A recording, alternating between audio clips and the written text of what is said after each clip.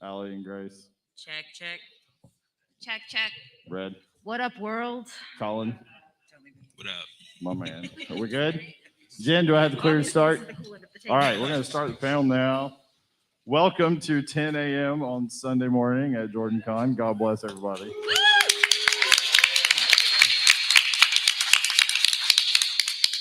This is the Wheel of Time track here. We've commandeered Maine in the name of the Great Return. So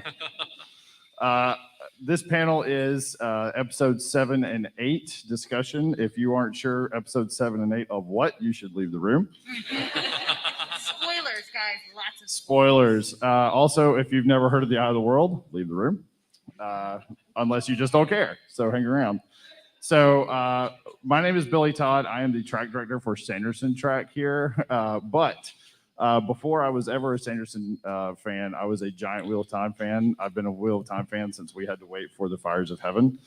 So I've been around a little bit. I've been to every Jordan Con except the first one.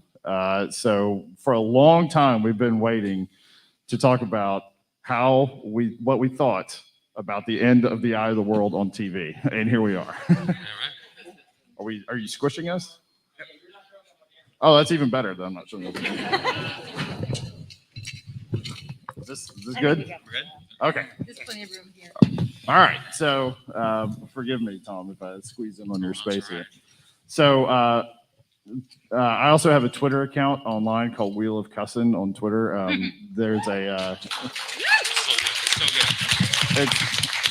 I apologize in advance to anybody who's read it. So we'll go ahead and hear from our panelists here. Introduce yourselves. Tom? Hi, I'm Tom. I am 1/3 of Tucker Ranria, the Wheel of Time showcast.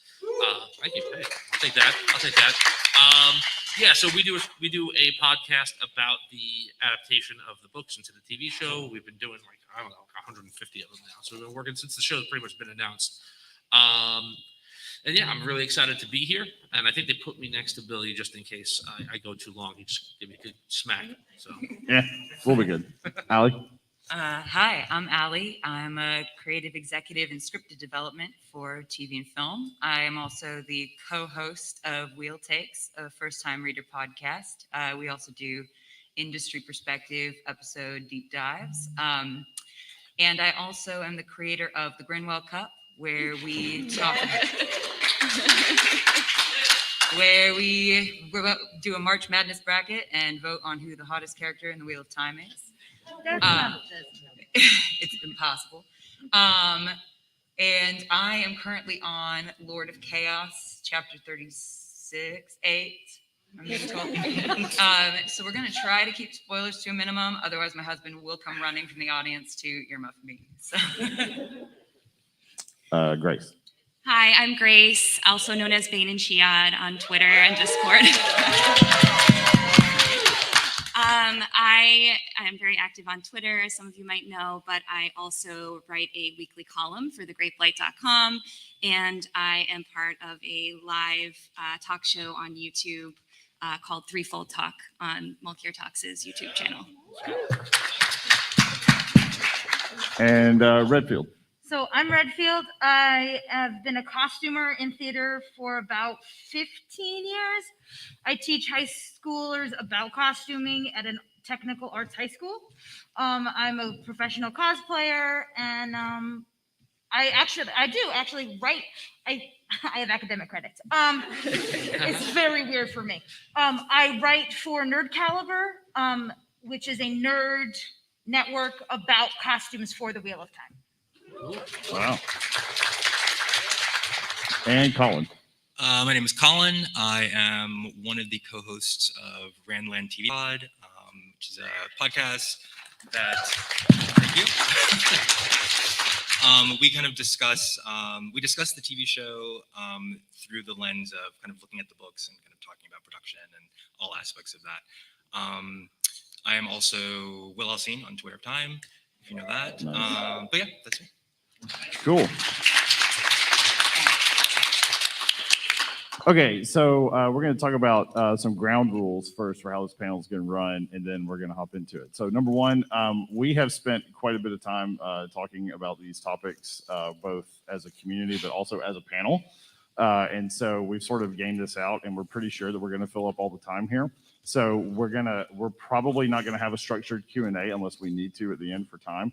If you really want to ask some questions, we'll try to leave some time at the end if it's really important to you. Otherwise, we expect that whatever your point of view is on a particular point is probably going to be raised by one of us. So if there's a particular topic that we didn't get to towards the end, you can start to bounce up and down in your chair, and we may be able to get there. Okay. Number two, again, reiterating, we're going to try really hard not to spoil anything past Lord of Chaos for Allie's sake, but we also assume that that a lot of people in the audience, actually, let's not assume. How many people in the audience have only watched the show? Wow. Okay. We're going to do that. We're going to do that.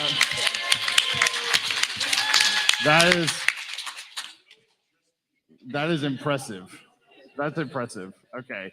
How many of you are reading the books because you watched the show? Wow.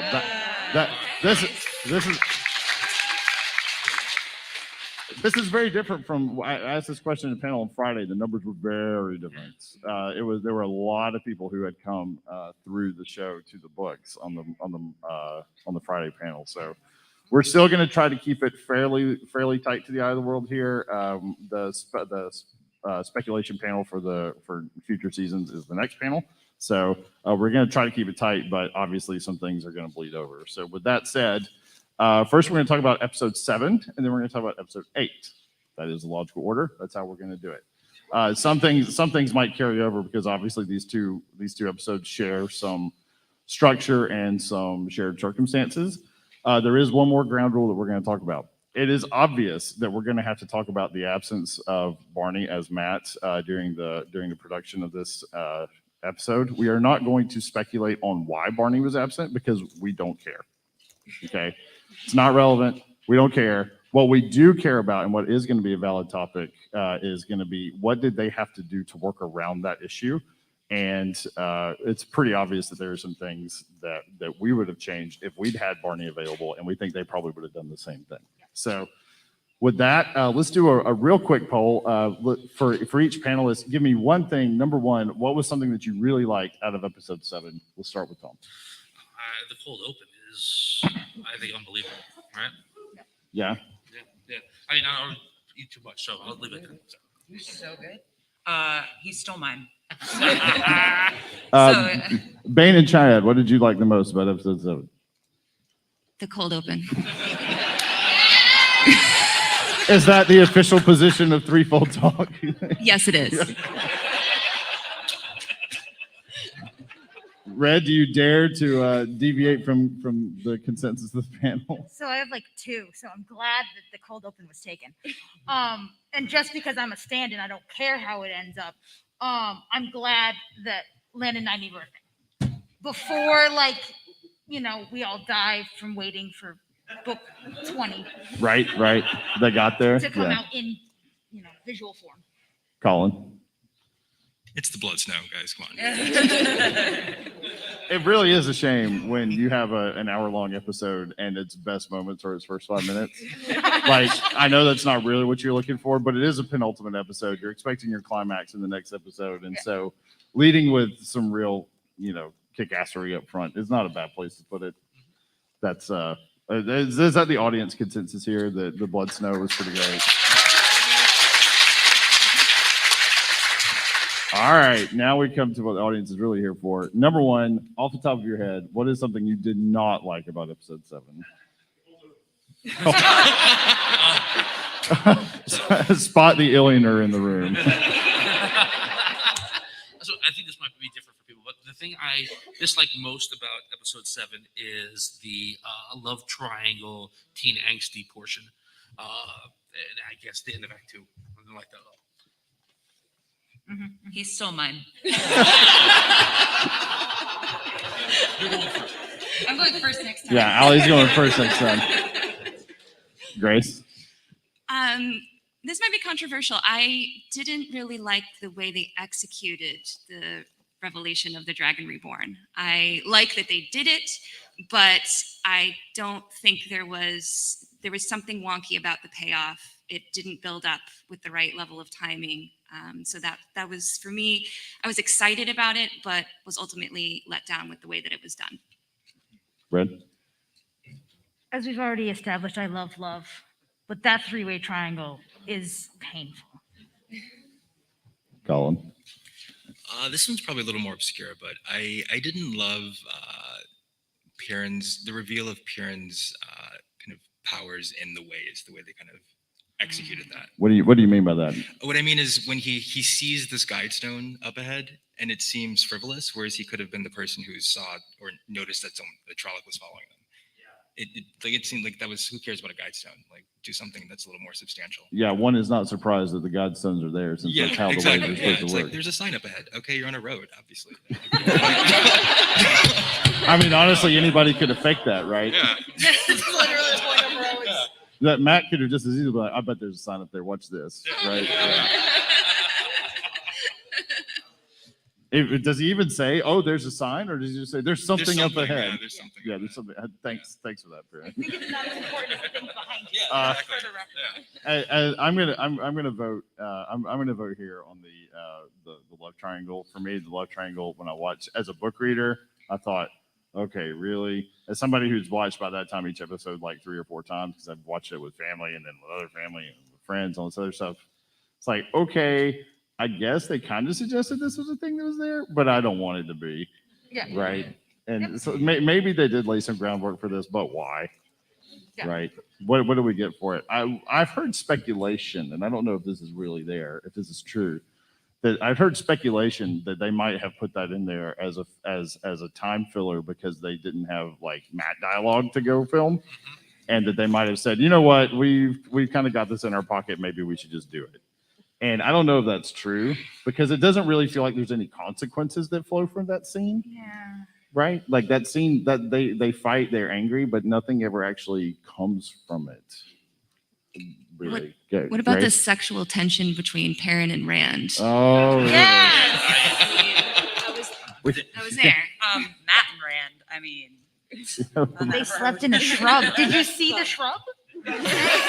We've made it. How far are we? Are we like 10 minutes into the panel and now we're shipping already? So, I ship all the time. yeah. You love love, right? But just not this love. Everyone with everyone.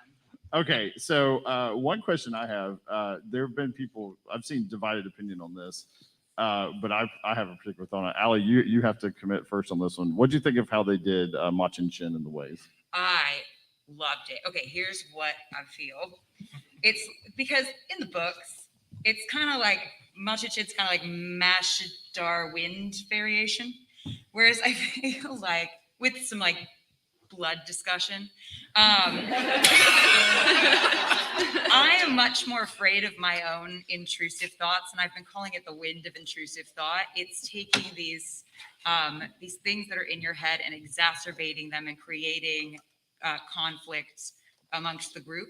But what I also love about it is it's a way of sort of naturally giving us those internal struggles and externalizing them in a way that feels natural. It's that exposition in a way that feels motivated and natural, and I loved that about it. That was brilliant. I agree with that. I thought that was it's annoying to have Perrin stare at a mirror and Yeah. say, "Oh, I can't believe I never really loved my wife" or whatever. Yeah. And instead he has the voice in his head yelling it at him is much more interesting. Right, and that's the thing about TV, right? You have to externalize these very internal journeys that these characters are going on, and that can be really hard for characters that don't often say how they feel, because most people don't say what they feel. And so I thought this was a way of doing that in a way that made me go, every writer now hates you because you did that. All right. Any other thoughts on Machin Shin, or is that the panel's consensus? Is it it was the right call? Consensus. Okay. Definitely. Okay. All right. We've talked about love triangles, but not the real one. Okay. I guess really it's more of a box than a triangle. We haven't talked about men. Okay. Men gets introduced in episode 7. I'm curious, what does the panel think about how men is introduced and generally how they've handled her? Red, you want to start there? Unpopular opinion. I never really liked Min. Oh, get off my panel. Get out of here. Wait a minute. I with was, with a caveat, okay? I really liked her in the beginning, and then and when and then she feels like she lingers for a while, and I don't understand that. So and that's a. Is that a spoiler? It's okay. Go on. I'm just doing this in case. oh yeah. You Okay, gotta be I careful. don't think there's any spoiler that I'm gonna No, say. you're fine. I mean, it's the same. All right, let me stop you. I feel the same way. I feel the same way about Perrin at points where I'm like, get out of the fucking 2 rivers. So I'm on the fence about how I feel about Min in her introduction. Because I never had a good grasp for myself on The what I character. thought the character was. Yeah. Because she was this really badass thing, and then she was like,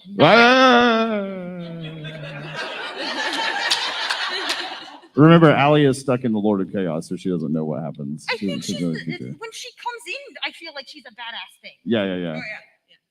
And then she does weird things, and I don't understand. Is the weird thing the thing? All right, so Colin, thoughts? I really enjoyed Min in this. I enjoyed the introduction. I think that's exactly what it is. It's an introduction to the character. You know? I mean, I think as far as that's concerned, I think it was very successful. We see kind of the main bit about Min. You know, we see that, which is cool. We get some tidbits about what might happen in the future. If you read the books, you get some hints about that. So yeah, I really enjoyed it. I think as far as like what she is, she's a barkeep, and I think she nailed that because I'm a barkeep. So One thing that I thought that because I'm not a barkeep, in any sense, she did something that I never got from the books, which Kay Alexander did this. She brought this just withering, dead-eyed, sarcastic, "Are you kidding me?" look effortlessly. And that's not something that's really conveyed out of men in the book. But God, did I love it. I thought, God, this is a person who in later episodes is going to be able to hold her own as an actress. Well, I love that it feels like they played up this fact that, they played up this fact that, she's been walking around seeing people die since she was a kid, and that's gonna do something to a person, right? It's gonna give you a bit of an edge. It's gonna make you maybe not always you're gonna mince your words. And I think that she's I loved it. I thought it was brilliant. It's funny you say that because in episode 8, and we're gonna skip ahead here in a second, when she starts having these visions of all these people dying, she's like, "Oh, this again." Yeah, and she's like, "Oh, this kind of thing has been happening since I was a child." Yeah, like this isn't even a trauma for me. Yeah. Right. And not only that, having people constantly asking you, the people who know about your abilities, like, what do you see? What's going to happen? I feel like that just is a setup for being pissed at people all the time. And, just maybe even lying to them or not telling them things because you're just fed up with it. Right. I just want to throw. We talked a lot before the show came out about how that might be a difficult thing to do to show the visions themselves, and I think that the show did a really good job with it to kind of visualize that, so people really understood what was happening, and it didn't look kind of cheesy and weird. Like in the book, it's described like she sees like visions floating over people's heads or whatever, and I'm like, that sounds like the Care Bears or something to me. And I thought that they did a very good job of it's kind of like she's seeing them and she's also seeing what they're going to be doing. And I thought that was very. Yeah, I was really worried that she was gonna walk into a bar and every person was gonna have this charm bracelet around them, right? It's like, here's a list of all the things you need to screen cap so that you can check them off as we go through the episodes. Yeah. It also easily could have gone into That's So Raven territory, which I love the show, but we're not Disney Channel, right? I think also I enjoyed that, like, kind of to Ellie's point, Min has a lot of something I always found interesting about Min is that she has a huge burden. She's been seeing these things forever, and she continues to see them without wanting to. And I like that they lean into the idea that she was very concerned about consent when it came to learning about what she was seeing. She Yeah. was concerned about, understand what I do, and do you want to hear this? And checking in with Moiraine, like, do they know what this is? I thought that was really good. So, Yeah. Are you really sure you want to do this? Yeah, yeah. It's really great. Yeah. Yeah, I agree. So I want to go ahead and move us on to episode 8 now. And we talked very briefly about this a minute ago, but I want to dive into it now because I feel like it's more evident on episode 8. This episode, these 2 episodes were produced after the onset of the pandemic, and I feel like episode 8 is where we really feel this the most. What do you guys feel like where you felt like, oh yeah, if they hadn't been for COVID, that might have been a little different? I think it would have been very different. If you think about the things that they lost, just by virtue of the fact that the pandemic was happening, it was pretty devastating for a lot of reasons, the pandemic, but on the entertainment industry, they lost their location. They lost their practical Trolloc actors. They lost a lot of money replacing those things with CGI that they had to do very, very quickly. They lost money on the location as well, and had to build the location very quickly in a short period of time. And every day that you're not shooting is also a day that your production is losing money, because you are still paying to have those people working for you. So, I know people who had things in production that they just ran out of money, and they're just dead projects now. And so I truly think of it as, my husband puts this really well. It's like you have a gymnast midair doing a trick, right? And you take the mat away from them, and then you lower the floor 3 feet. And then you go, you stumbled, idiot. Yeah. Right? When I kind of look at it as, I'm like, it's a miracle they didn't fall down. So that's where I come from when I'm looking at episode 8, is I'm going, I'm amazed Rafe didn't have a mental breakdown. And be and they honest. took away and they lost a central actor. And Yes, on top of that, they absolutely. lose a central actor. Absolutely. So they have to recast, rewrite, all of those things. So when people are like, why didn't they take more time? Why didn't they do this? Why didn't they do that? Believe me, those were discussions that were had. And it was in the best interest of the production to try to salvage as much as they could and move forward, because they were losing money every day they weren't. And I will editorialize slightly. They are also handed the added challenge of, you're adapting the end of the Eye of the World. I mean, so my controversial thing is, when I watch episode 8, it's one of my favorites, just because I'm like, they landed anywhere. I think, to piggyback off of you, I think from an industry standpoint, 7 and 8 were but the fact that they accomplished it, and the fact that because they also have to think about, at that point, what is next? Like, we could be dead, but this could go on for who knows how long.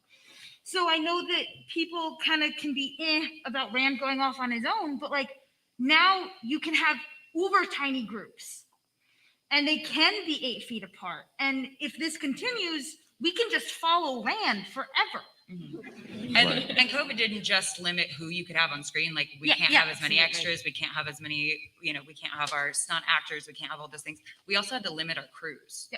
Right? So all the behind the scenes folks, we had way less help. I say we like I'm on the show. I'm not on the show. But we as a group, As an industry. we lost a lot when it came to the behind the scenes help as well. And it was chaos.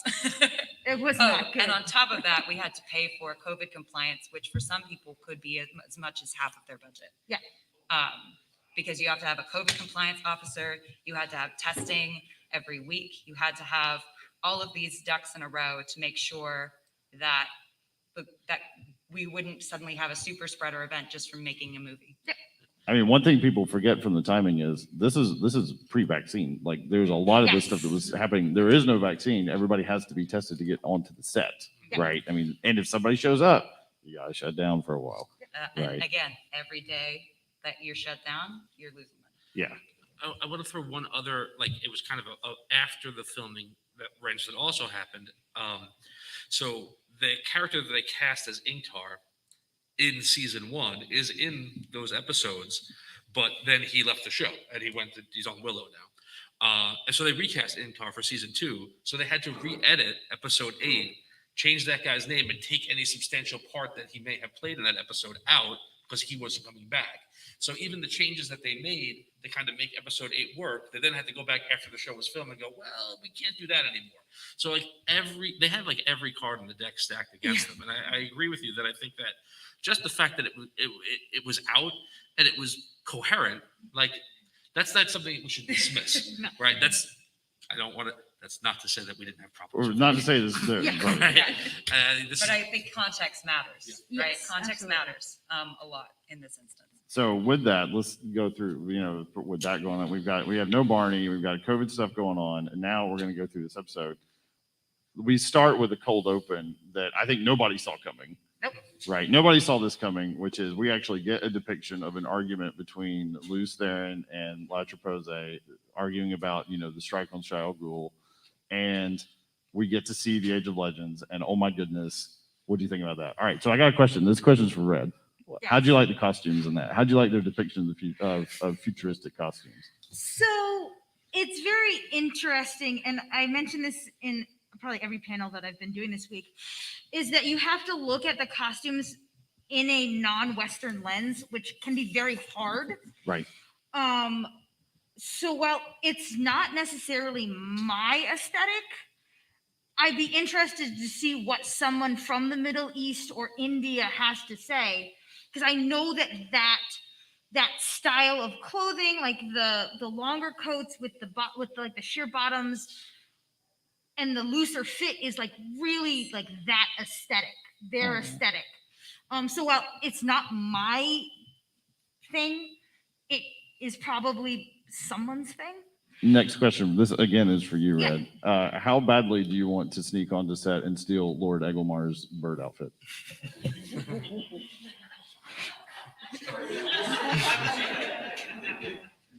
I will hunt that thing down and I will find it. This is my ring. I will be Gollum. But also, just another two industry thing. At that point, also, we are also dealing with a cloth shortage. Right.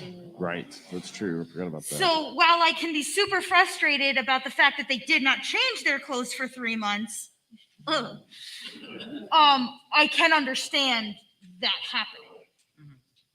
Well, not to mention, you can't have as many costumers working together. Yeah. Because again, you had to cut your crews. And we're talking also, sorry,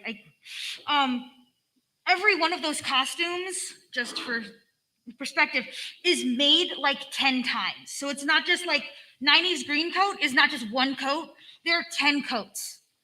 Mm-hmm. Matt's coat, even though it looks like crap, like that. Thank you. It's meticulously crap.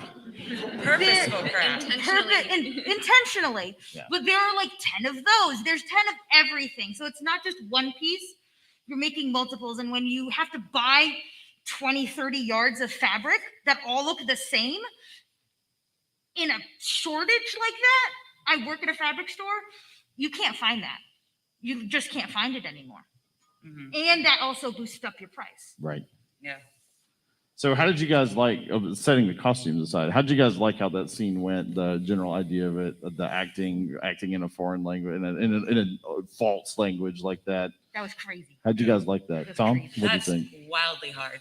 Yeah, I think the performance the actors did was tremendous to be able to convey emotion and idea in a language that's not even, it's a made up language, and they were able to do that.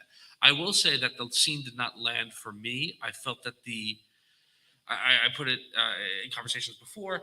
I feel like they're old friends, and he's saying, "Look, I know I have this new kid, but I'm going to take his college fund and buy this boat." And she's like, "That's a bad idea." And he's like, "Yeah, but I really want a boat." And I felt like that was to me, that was the emotional intensity of the conversation. So that part didn't land for me. But I think other people have see it in a different way, and I understand that. I think that's not the actors. That's the way that they decided to film that scene. I think they did a tremendous job. Grace, what did you think about that? How'd you like that scene? Yeah, I mean, I really liked it. I agree with Tom. I don't think that the emotional impact was there. And I feel like it could go either way on this, but in terms of when you actually look out the window and you see what's happening in the world, I didn't feel like the stakes were there. It didn't look like a world that was about to fall apart. It just felt like, Luz Theron just wanted to do this thing for fun because maybe it would be helpful. I don't know. And so it didn't land for me because of that. But I also understand. I know there's other folks who feel like that's the point, that the fact that it was looking that way. But yeah, it was interesting. It's interesting to see that there's some changes from the books in terms of, they know the consequence of what they're about to do. And then having Latra be the Tom Erlin seat instead of Luz. I think those are some interesting choices. And Rafe has said every word of that scene was very intentional. So they did their research, and I feel like there's going to be a payoff as to why they made those choices. So I'm really curious to see that. Any other comments on that? Ali, go ahead. Yeah, I personally loved that. To me, the relationship between Luce and Lachapasai, it felt like it really mirrored the relationship between Rand and Egwene in a big way for me. I remember I'm going to paraphrase this wildly, but she says something along the lines of, "I'm just a woman trying to make sure her friend doesn't go beyond what he's capable of." And I feel like that is very true of their relationship, Brandon and Egwene's, going forward. And so I really dug what they were doing there with those characters, because it felt almost like, if we're thinking about these reincarnation things, I went, so is Egwene Latra? Like, what's going on with that? Yeah, go ahead, Colin. I agree with that, and I like that line in particular because I think I personally liked the scene, and I think that line underpins the tone of the scene. It's like they are friends and they've already had the fight, but it's about to happen, so let's just hash this out really quick, Yeah, we're in problem solving mode, Yeah, not yelling totally. mode. So it worked for me. But also another thing I liked was that the scene itself gave us some context for. It gave us a difference. Like we know what the present day looks like, but to see like, okay, this is what I call like the future past or the past future. So it's nice to see. It was nice to see the Age of Legends, and I think for new viewers, for people who are new to the story, it was nice to have that. Oh, this is where they're coming from. We have some sort of like understanding of where this place is, where the present exists in terms of our kind of outside perspective of what this whole timeline is. Which I thought was nice. I think that was effective. One thing that I'm not a big there's always these videos, reaction videos as people watch the episodes. I don't watch very many of those, but I do watch a couple. And watching them from people who have not read the books and don't know what they're in for and are just watching these things as they go. When I see reactions to that reveal out the window of, dude, this is the future.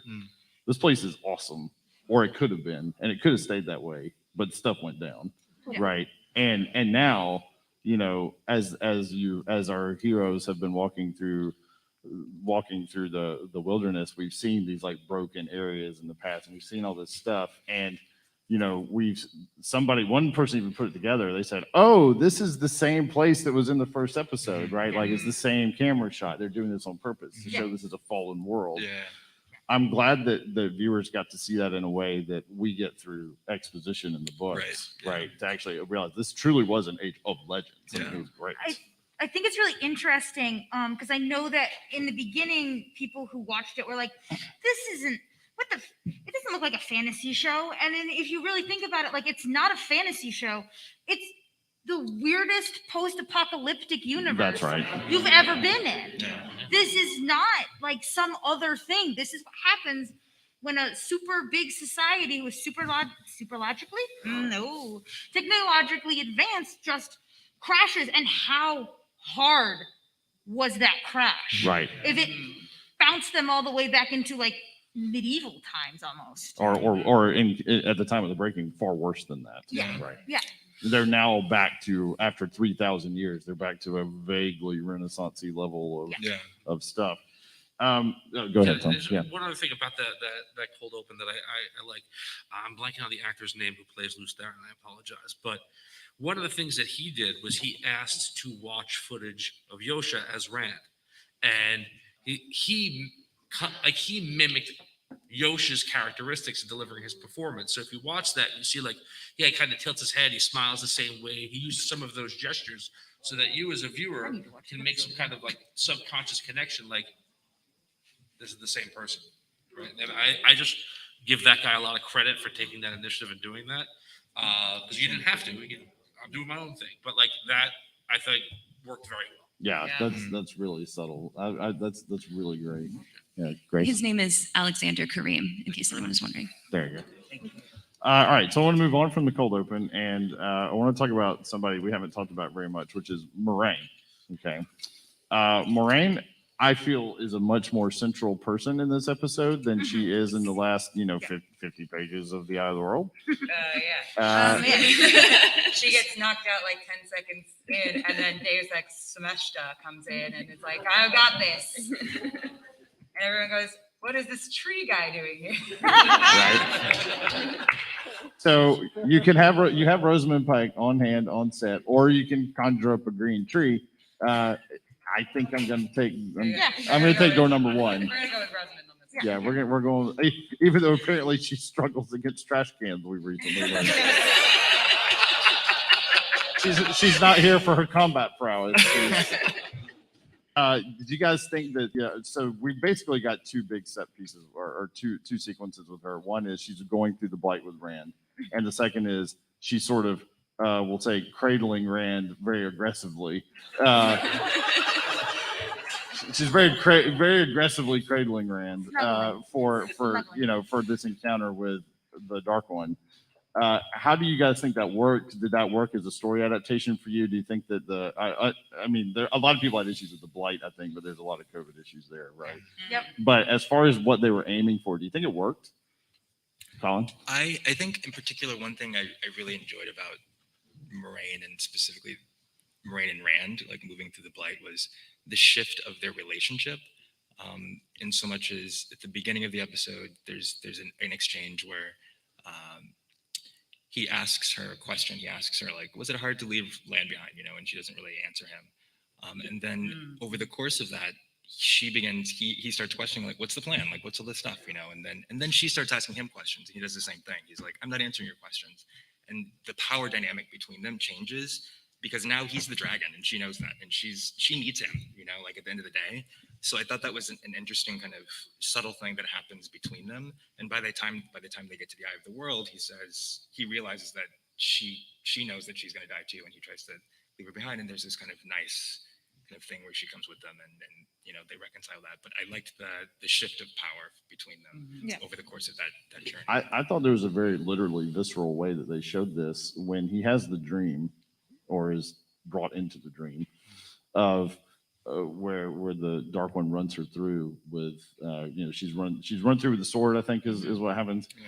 And the audience it's thrown immediately in front of the audience. You have got to get the idea of Rand with no safety net.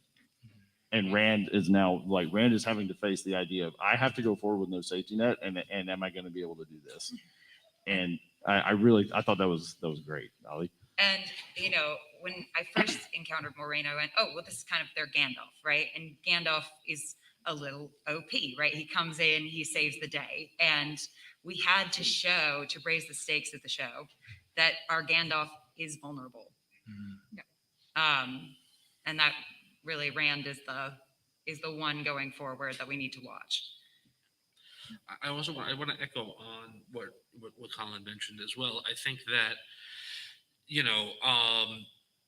you needed time for Rand and Moiraine to be together, which doesn't really happen. And Rand, I think, is the most vocal person over the course of the first season in distrusting her, in not liking any of this, not thinking this is the right thing to do. And obviously you understand why.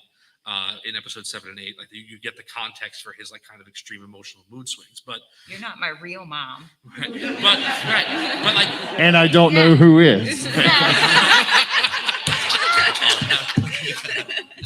this one-on-one conversation, and especially that exchange right before the eye, where I would say episode 2 level Rand would be like, okay, you can come in and die, that's cool.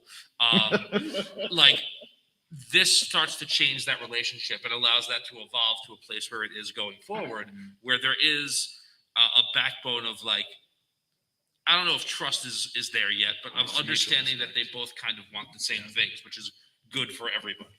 Right.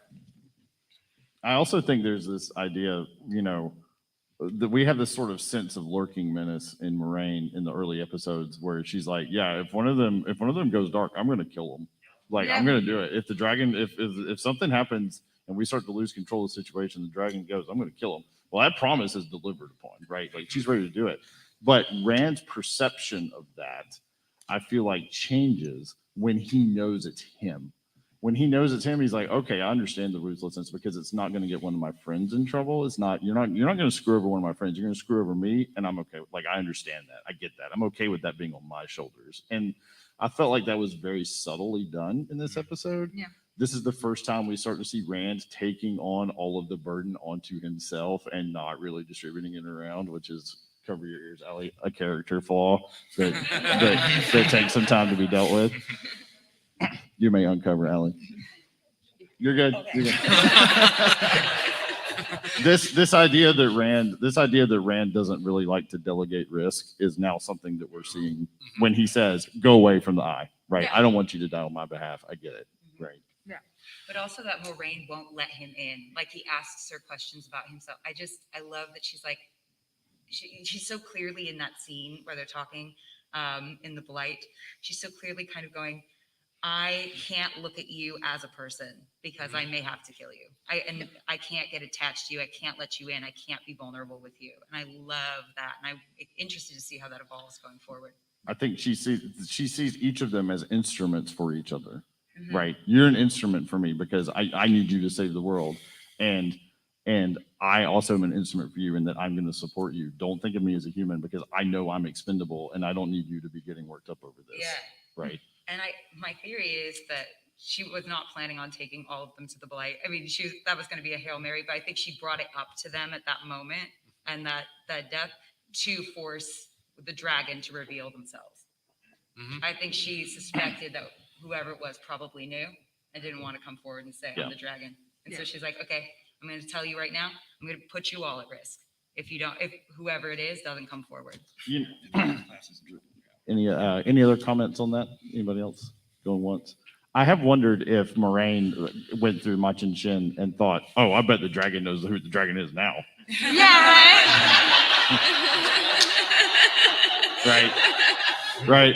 If I had to go through that, imagine what that person had to go through. Right? Because I mean, she doesn't know. She doesn't know how the reincarnation system works. For all she knows, all of the sins of all the previous lives of the dragon went through their head right there. Right? I destroyed the world. I rampaged through my palace and killed everybody. Right? Like, did they have to live through that in those couple of seconds? We know that apparently Rand didn't, but she didn't know that. Right? She didn't know what traumas that person went through. Yeah. So, yeah, I think that's that's a good thought that maybe she was trying to just sort of push the issue to make the dragon come forward. Yeah, it's not like Moiraine to just reveal information just cause, especially if it's going to make them go, I don't want to go. Right. So Right. I think that's what that point was. Okay, next up. Now that this is actually a perfect next topic based on where we've been going. Rand versus the Dark One. He shows up with this ridiculous Scooby-Doo mask. And then he shows up with this ridiculous Scooby-Doo mask, takes it off, and you look, you're like, okay. Usually on Scooby-Doo, it's Old Man Smithers. That dude is not Old Man Smithers. that my wife's already gone. Okay. Right. She's like that dude, I'm reliably informed that dude is a snack. That's what I've been told. Oh, he is. This whole cast can get it. Let's Oh, be yeah. honest. So we've got the Dark One. Will insist on using the formal title here for his claimed job description.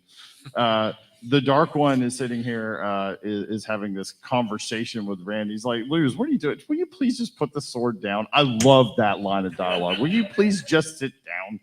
Right? Yeah. How'd you guys like that? The way that they portrayed the Dark One and his sort of conversational style here.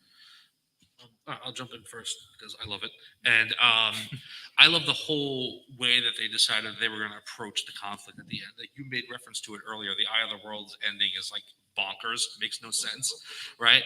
And Rand in the series doesn't learn how to use the sword. You're not going to have a big sword fight. Like he's going to magically know how to do sword moves or anything like that.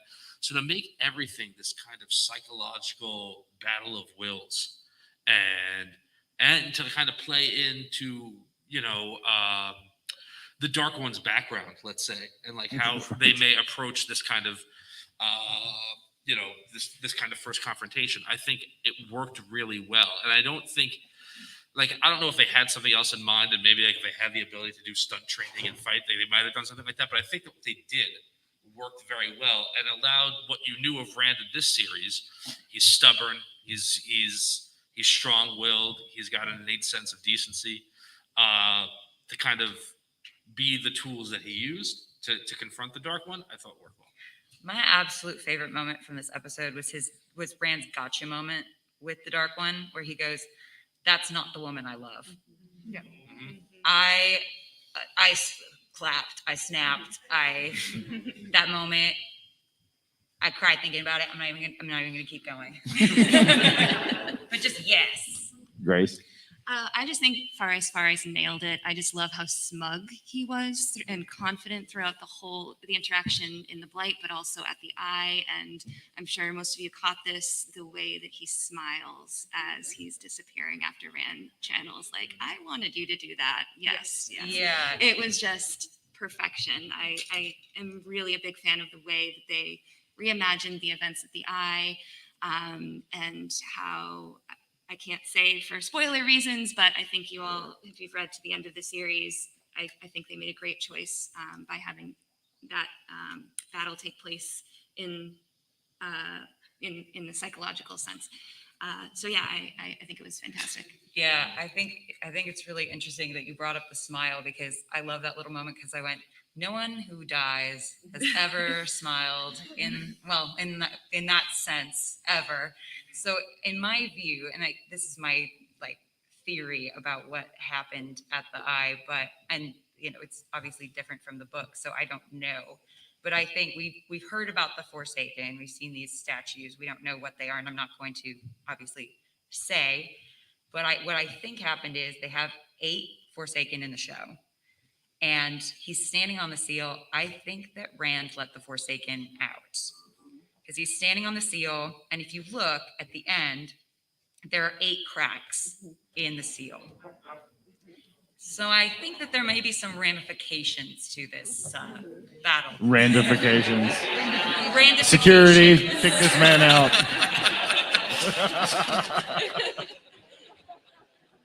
Anyway, everyone else go.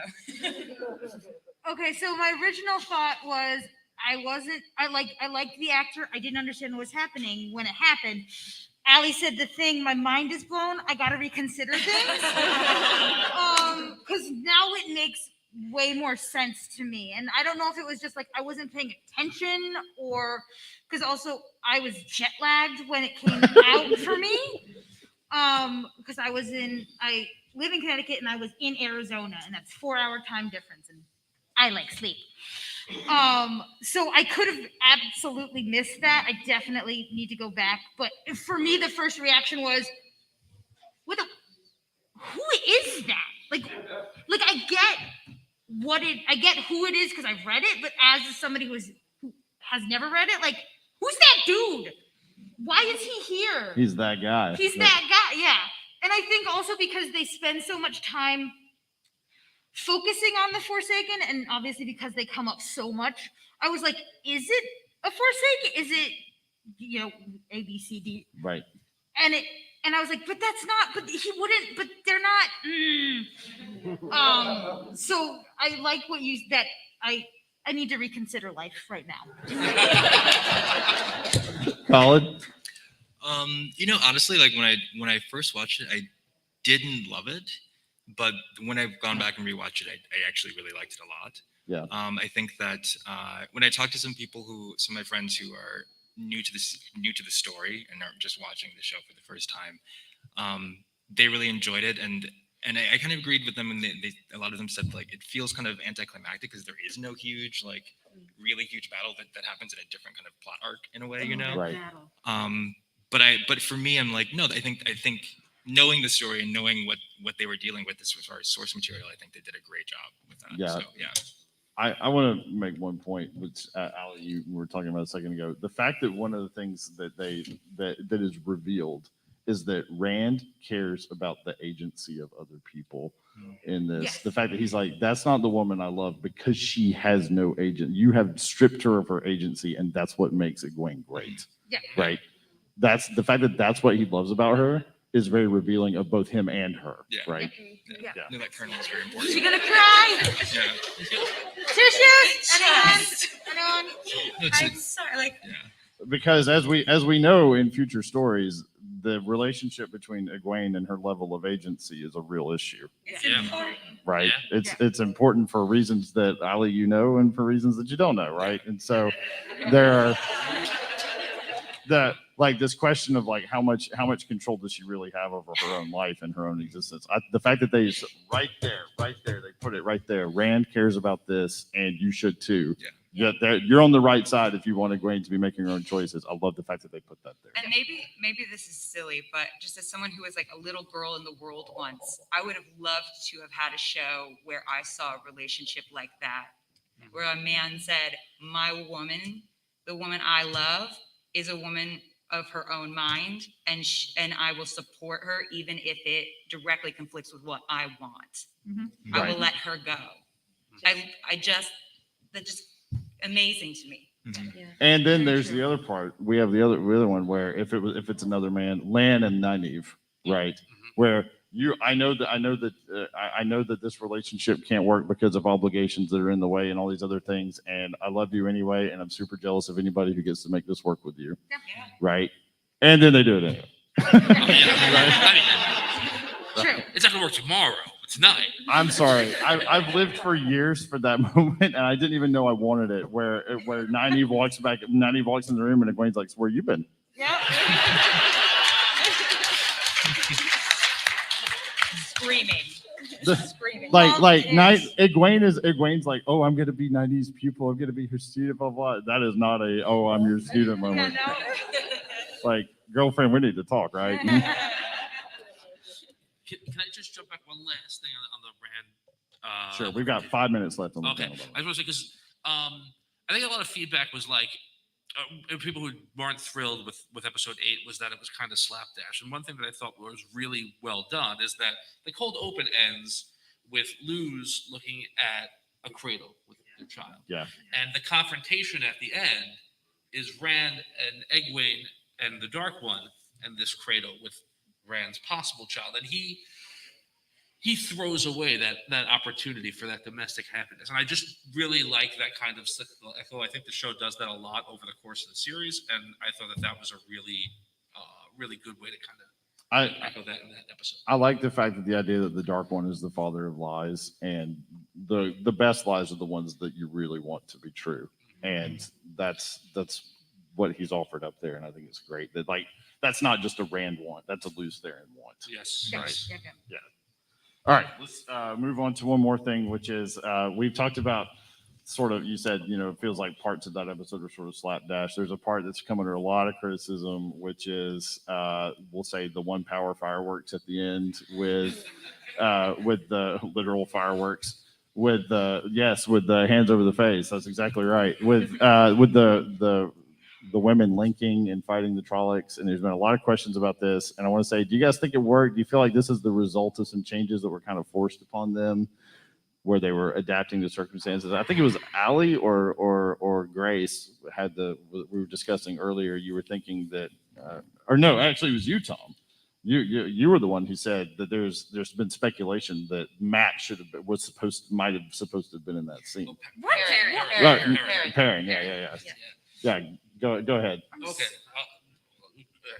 I'll be super quick. Yeah, there was speculation that, like, in the original way that the script was written, that Matt was supposed to be doing what Perrin was doing, and that Perrin was supposed to be the one to resolve that linking issue. You mean Matt was supposed to be with all the patent things And stuff, right? And that Perrin's Flux.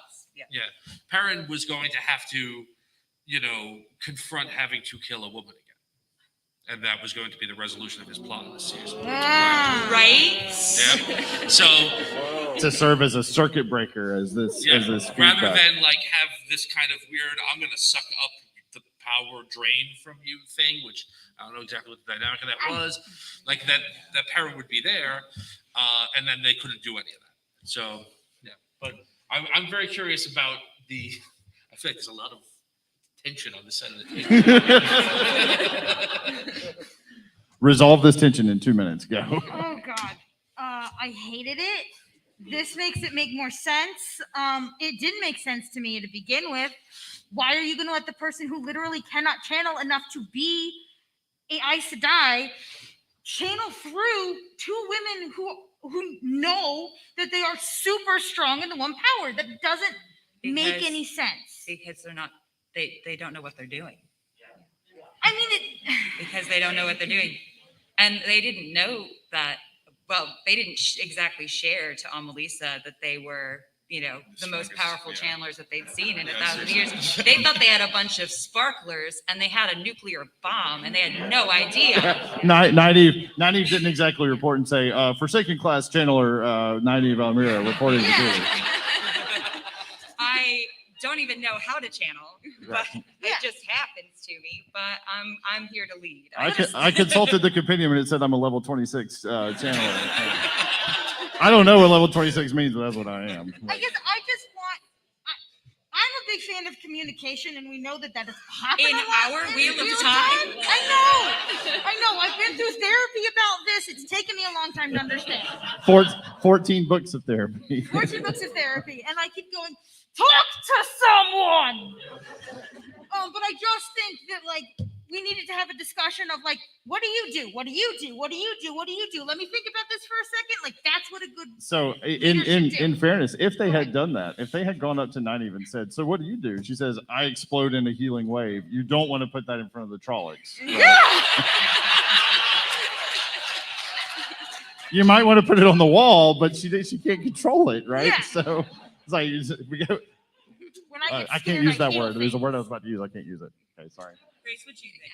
So I'm just going to say one positive thing and one negative thing about that scene. The positive is that it showed us that channeling and linking in particular is dangerous.